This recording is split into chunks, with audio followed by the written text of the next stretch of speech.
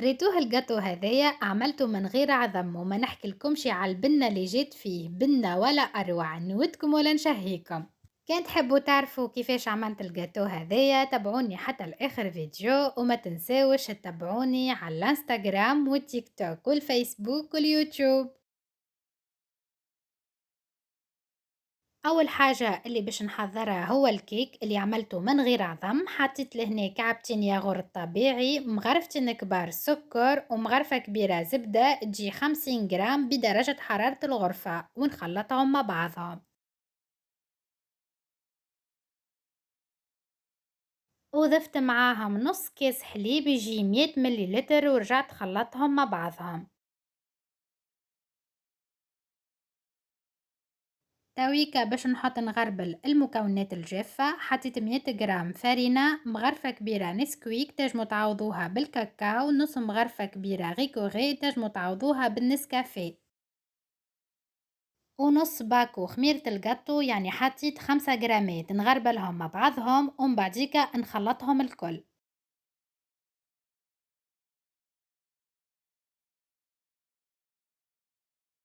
وهذايا التكستور متاع الخليط اللي تحصلت عليه، خذيت مول اون كارتون كيما هكايا صبيت فيه الخليط اللي حضرته وباش نهز نطيبها 30 حتى ل 35 دقيقة على 180 درجة.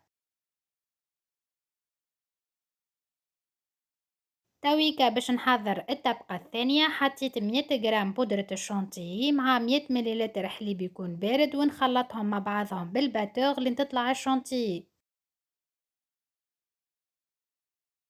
وهذه التكستور متاعها باش نحطها شوية في الفريجيدير لين تشد روحها. كي يطيب الكيك نخرجه من الفور ونخليه يبرد في عقل عقله، من بعديكا نحط فوقه الطبقة متاع لا شونتيي ونحلها من الجناب الكل.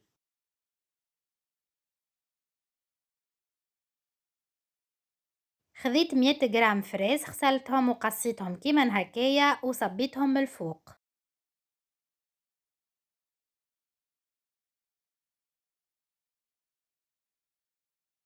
تنجمو تخليوها كيما هكاكا ولا تعملوا كيف ما انا حطيت شويه سيغو دو فريز من الفوق ولا كولي دو فريز، وتحطوها في الفريجيدير مدة نص ساعة ولا ساعة لين تشد روحها ومن بعديكا تقدموها بالصحة والعافية.